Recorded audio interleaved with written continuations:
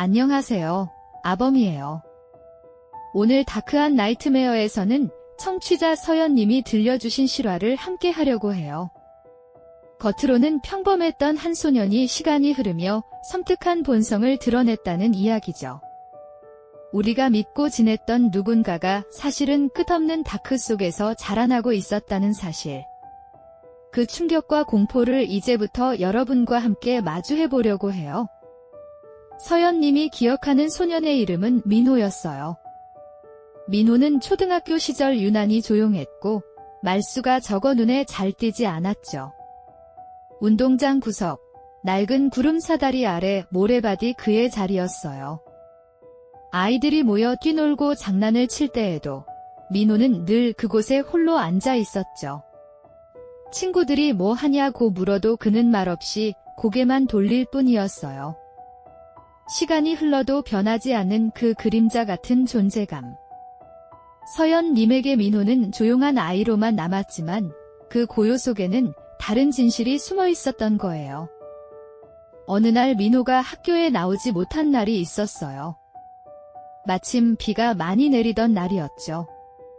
수업이 끝난 뒤 친구들과 놀이터로 향했는데 구름사다리 아래에서 이상한 광경이 펼쳐졌어요. 빗물에 쓸려 내려간 모래 밑에서 작은 병아리들이 드러난 거예요. 이미 죽어있는 병아리였고 한두 마리가 아닌 여러 마리였죠.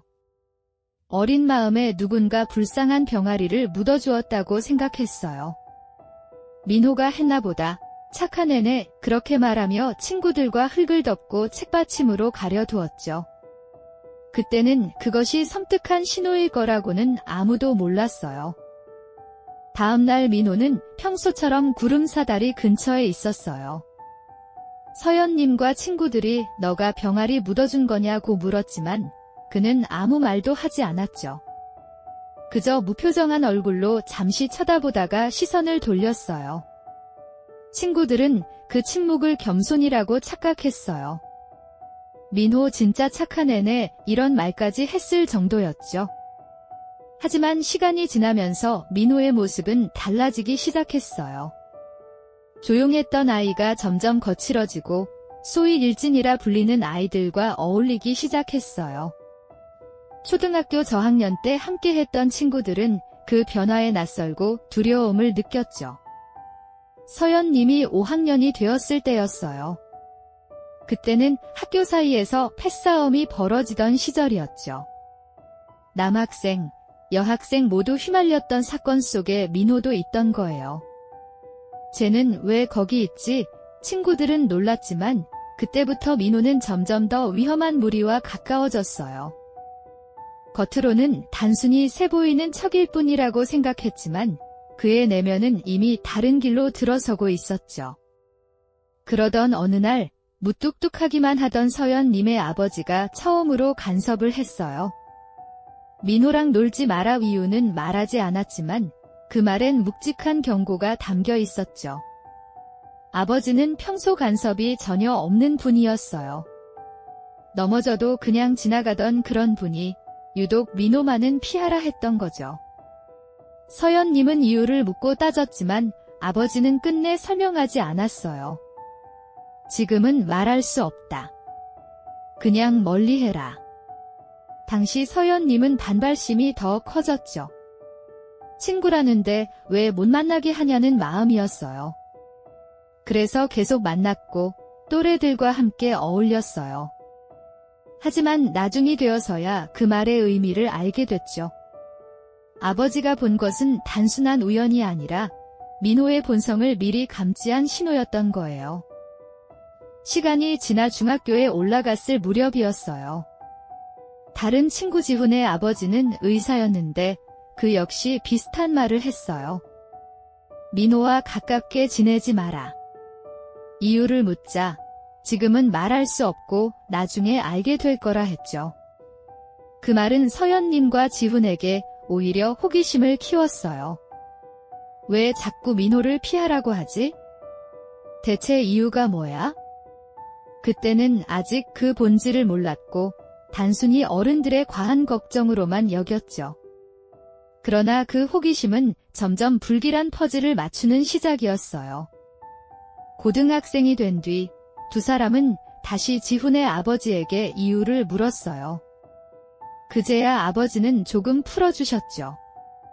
민호는 감정을 공감하지 못한다. 겉으론 반응해도 속으론 다르다. 지금으로 치면 반사회적 인격 장애, 소시오패스에 가까운 성향이라는 설명이었어요. 서연님과 지훈은 그제야 과거를 떠올렸어요. 죽은 병아리, 무표정한 태도, 그리고 이상한 기운. 모두 맞아떨어지면서 섬뜩한 불안감이 엄습했죠. 그러나 이미 민호는 그들의 가까운 친구이기도 했어요. 고등학교 시절, 민호는 태권도를 배우고 싶다고 연락을 해왔어요. 서연님과 지훈이 다니던 도장에 합류했죠. 늦게 시작한 탓에 그는 흰띠였지만 사범님은 특별히 검은 띠를 매주며 차별을 줄였어요. 겉보기에는 잘 적응하는 듯 했죠.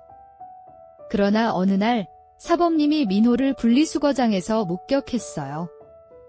작은 새를 돌로 찍어 죽이고 있는 모습이었죠.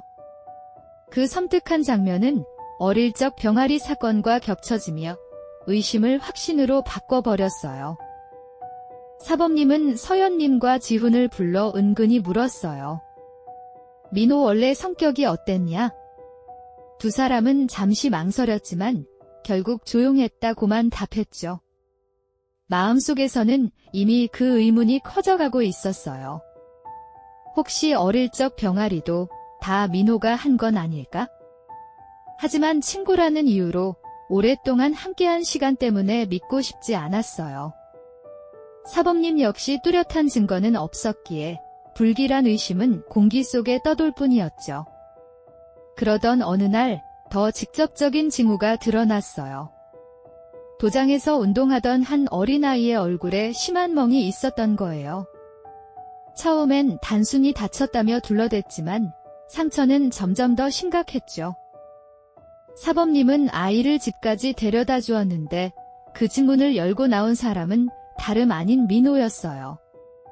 형이 몰랐다고 라는 말이 나올 정도로 무심했죠. 그 순간 모두가 알 수 있었어요.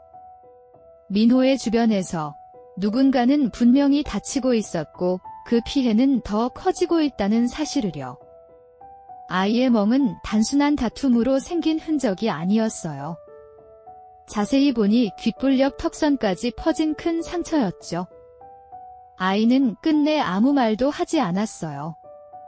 넘어졌다고, 다쳤다고만 반복했어요. 그러나 사범님은 본능적으로 느꼈죠. 이건 단순한 사고가 아니라 학대일 수 있다고요. 부모에게 연락했지만 닿지 않았고 결국 아이는 도장으로 데려와 보호했어요. 그날 밤 아이는 울음을 삼킨 채 잠들었지만 모두의 마음에는 알 수 없는 공포가 서려 있었어요. 늦은 밤 도장에서 함께 잠을 청하던 네 사람.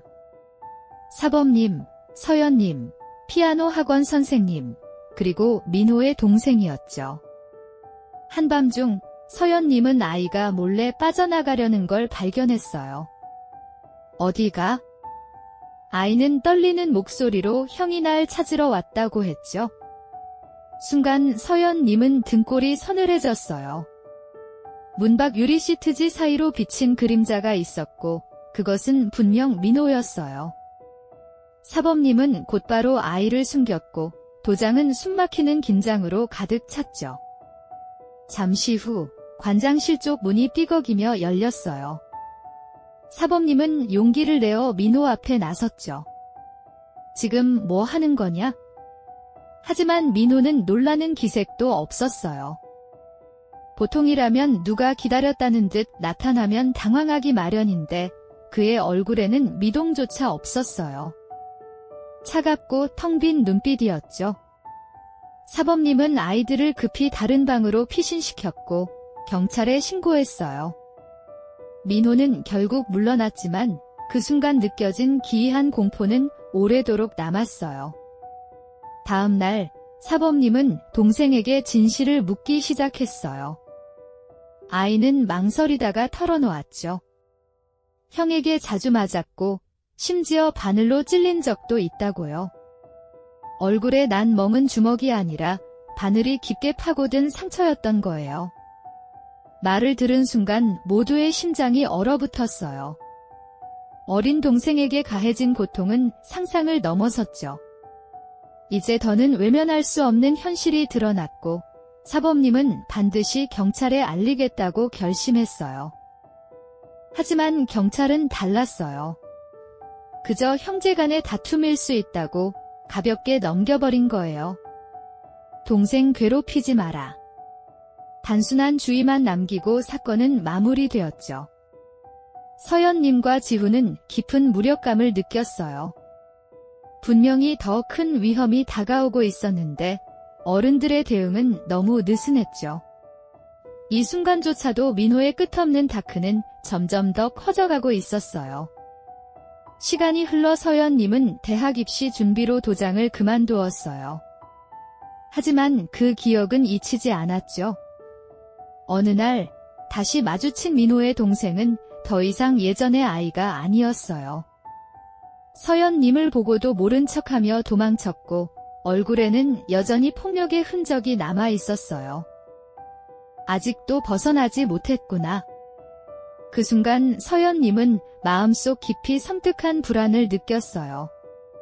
민호가 저지른 일들이 이제 단순한 의심이 아니라는 확신이 생겨난 거였죠. 성인이 된 뒤 서연님은 뜻밖의 장소에서 다시 민호를 만났어요. 그는 겉으로는 멀쩡한 사회인처럼 보였죠. 깨끗한 옷차림, 밝은 미소까지 띠고 있었어요. 많이 변했네. 서연님은 혹시 그가 과거를 털어내고 새 삶을 사는 건 아닌가 잠시 착각했죠. 민호는 동생은 어머니와 유학 갔다고 했어요. 겉보기에는 평화로운 말이었지만 그 속에 감춰진 어둠은 여전히 알 수 없었죠. 그 무렵 또 다른 동창 지훈의 아버지는 민호의 본질을 단호히 지적했어요. 그 아이는 감정을 이해하지 못한다. 반사회적 성향이 확실하다. 서연님과 지훈은 그제야 모든 조각을 맞추기 시작했어요. 병아리, 새, 동생의 상처, 도장에서의 그림자까지. 모든 사건이 하나의 선으로 이어졌고 결론은 분명했죠. 민호는 평범한 친구가 아니라 언제든 폭발할 수 있는 잠재적 괴물이었다는 거예요. 그러던 중 더 끔찍한 불길함이 현실로 다가왔어요. 민호가 동창 수진과 연애를 시작했다는 소문이 퍼진 거예요. 수진은 밝고 순수한 아이였고 모두가 걱정했어요. 특히 서연님은 여행을 간다는 소식을 듣고 급구 말렸죠. 제발 가지 마. 위험해 보여. 하지만 설렘에 들뜬 수진은 듣지 않았어요. 첫 여행이라는 환상에 가려 다가오는 그림자를 알아채지 못한 거였죠. 결국 여행 당일이 다가왔어요. 서연님은 마지막 방법으로 수진에게 부탁했어요. 1시간마다 전화해. 내가 듣고 있을게. 놀랍게도 수진은 그 약속을 지켰어요. 정각마다 걸려온 전화에서 들려온 건 평범한 연인의 대화였죠. 하지만 밤이 깊어지자 통화 속에 기묘한 소리가 섞여 들리기 시작했어요. 숨이 막히는 듯한 끊어진 호흡, 몸부림치는 기척. 그 순간 모든 의심은 현실이 되어가고 있었어요. 서연님은 통화를 이어폰으로 들으며 귀를 의심했어요. 민호의 목소리가 들렸죠. 오늘 재밌었어. 수지는 졸린 목소리로 너무 좋았어 라고 대답했어요. 그 순간 갑자기 수학이 넘어가는 소리와 함께 거친 숨소리가 들렸죠.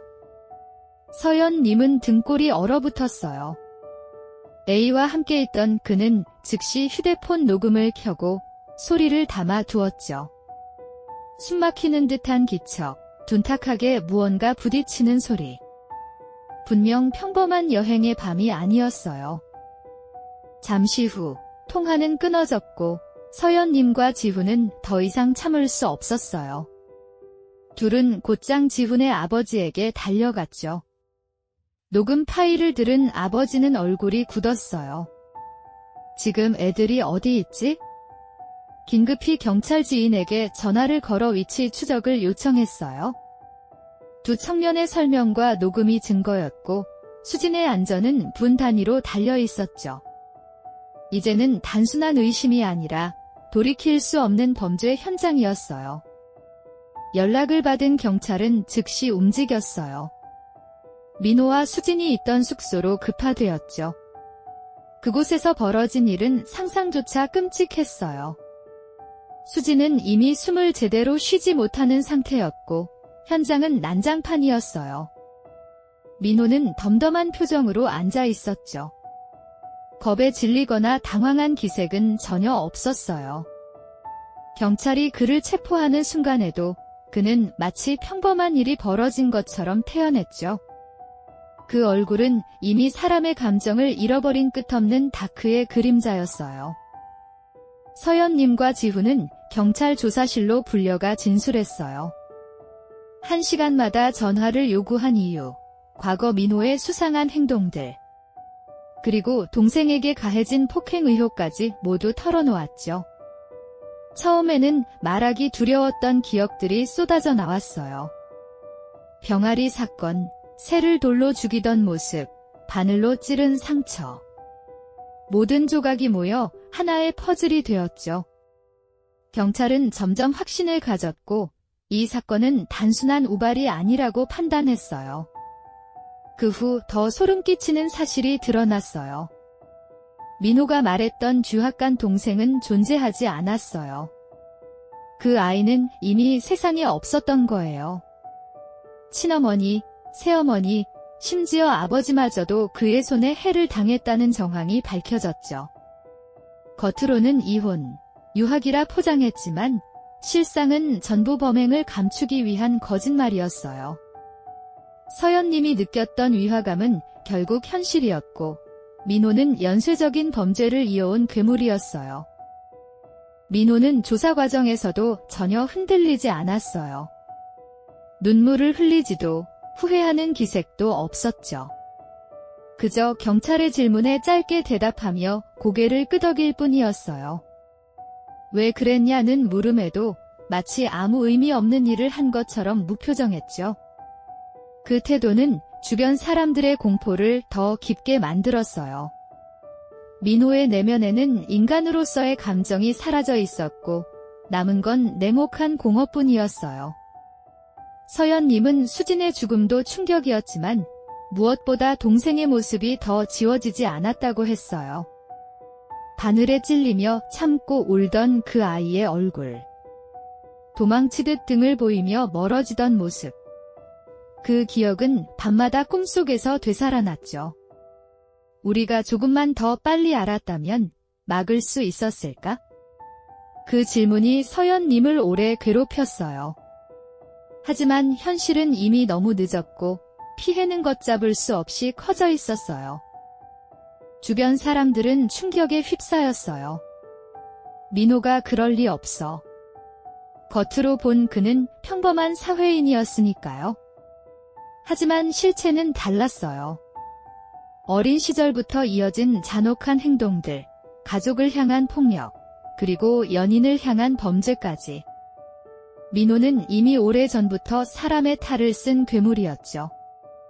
사이코패스의 진짜 공포는 바로 그 위장에 있었어요. 민호는 결국 법정에 섰지만 형량이 어떻게 결정되었는지는 서연님도 끝내 듣지 못했어요. 무기징역인지 종신형인지 그조차 알 수 없었죠. 하지만 한 가지는 분명했어요. 그는 다시 사회로 돌아올 수 없는 존재라는 사실이에요. 민호의 이름은 지워졌지만 그가 남긴 그림자는 여전히 사람들의 마음속에 깊게 남아 있었어요. 끝없는 다크는 그렇게 현실 한복판에서 사람들을 집어삼켰죠. 서연님은 이 이야기를 전하며 떨리는 목소리로 말했어요. 사이코패스는 영화 속이 아니에요. 바로 우리 곁에 있어요. 그 말은 듣는 이들의 가슴을 서늘하게 했죠. 가까운 친구, 가족, 동료일 수도 있다는 사실. 민호의 이야기는 단순한 범죄담이 아니라 우리 모두에게 던지는 경고였어요. 언제, 어디서 또 다른 민호가 나타날지 알 수 없으니까요. 이것이 서연님이 끝내 전하고 싶었던 메시지였어요. 서연님은 사건 이후에도 한동안 사람들을 쉽게 믿지 못했어요. 어릴 적 가장 가까웠던 친구가 사실은 끝없는 다크 속 괴물이었으니까요. 언제든 다시 나타날 수 있겠구나 라는 불안이 늘 따라다녔죠. 거리를 걸어도 낯선 사람의 눈빛을 마주해도 문득 민호의 얼굴이 겹쳐 보였어요. 공포는 현실과 분리되지 않았고 그 그림자는 일상 속에 스며들어 있었어요. 아무렇지 않은 듯 웃고 있는 사람조차 의심하게 만드는 기억이었죠. 지훈 역시 크게 변했어요. 의사였던 아버지가 했던 경고가 결국 사실로 드러났기 때문이었죠. 지훈은 사람을 대할 때마다 상대의 진심을 끊임없이 의심하게 되었어요. 공감하는 척 웃는 얼굴 뒤에 무엇이 숨었을까 늘 두려움이 따라붙었어요. 그날의 녹음 파일에 담긴 수진의 마지막 목소리는 여전히 귓가에 맴돌았어요. 그 울음 섞인 호흡은 평생 잊을 수 없는 상흔이 되었죠. 서연님은 종종 민호의 가족에 대해 떠올렸어요. 친모, 새어머니, 동생, 심지어 아버지까지. 그들이 정말 유학을 갔거나 떠난 것이 아니라 이미 세상에 없었다는 사실. 그 진실을 알게 된 순간의 충격은 말로 표현하기 어려웠죠. 그토록 가까이 있던 사람이 이렇게 잔혹한 일을 저질렀다는 건 상상조차 불가능했어요. 가족조차 그렇게 했다면 우리는 얼마나 위험했던 걸까? 그 질문이 늘 가슴을 죄어왔어요. 민호의 태도는 더 섬뜩했어요. 체포되던 순간에도 조사받던 자리에서도 그는 놀라거나 흔들리지 않았죠. 마치 모든 것이 일상의 일부라는 듯 담담했어요. 그 차갑고 공허한 태도는 오히려 사람들을 더 두렵게 만들었어요. 후회조차 없는 사람. 서연님은 그 얼굴을 떠올릴 때마다 인간이 어떻게 저렇게까지 무감각할 수 있는지 의문이 들었죠. 그리고 동시에 깨달았어요. 그게 바로 사이코패스의 본질이라는 거요. 시간이 흐르면서 사람들은 사건을 잊으려 했어요. 누군가는 그저 특별한 범죄일 뿐이라며 선을 긋기도 했죠. 하지만 서연님과 지훈에게는 잊을 수 없는 현실이었어요. 그들은 누구보다 가까이서 민호의 변화를 지켜봤고 피해의 흔적을 목격했어요. 그때 우리가 더 빨리 알았다면? 그 후회는 언제나 뒤따랐어요. 하지만 동시에 누구도 믿지 못한 사실을 일찍 감지했다는 점에서 살아남을 수 있었던 거였죠. 사건 이후 서연님은 범죄 심리에 대해 더 많이 공부하게 되었어요. 사이코패스는 공감을 흉내내며 살아간다는 사실. 사회에 섞이기 위해 연기를 하고 필요하다면 거짓된 눈물을 흘린다는 사실. 하지만 그 내면에는 어떤 감정도 존재하지 않는다는 진실을 알게 되었죠. 그 깨달음은 무서우면서도 동시에 경각심을 주었어요. 겉모습만 보고 판단하면 안 된다. 그것이 서연님이 얻은 가장 큰 교훈이었어요. 지훈의 아버지는 늘 말했어요. 사람의 본질은 쉽게 드러나지 않는다. 민호처럼 겉으로는 멀쩡한 얼굴 뒤에 이해할 수 없는 어둠이 숨어 있을 수 있었어요. 의사로서 그는 오래전부터 민호의 눈빛에서 이상을 읽었던 거죠. 하지만 아이들에게 그 사실을 설명하기에는 너무 이른 나이였어요. 그래서 그저 멀리해라 라고만 했던 거예요. 돌이켜보면 그 말은 아이들을 지키려는 최선의 방패였던 거죠. 서연님은 언젠가 경찰에게 다시 연락을 받고 싶었어요. 민호가 어떤 형을 받았는지, 지금 어디 있는지. 하지만 끝내 소식은 전해지지 않았죠. 확실한 건 단 하나였어요. 그는 다시 사회로 돌아올 수 없는 존재라는 것. 그 사실만으로도 서연님은 겨우 안도할 수 있었어요. 설령 감옥 안에 있어도 존재 자체가 무섭다.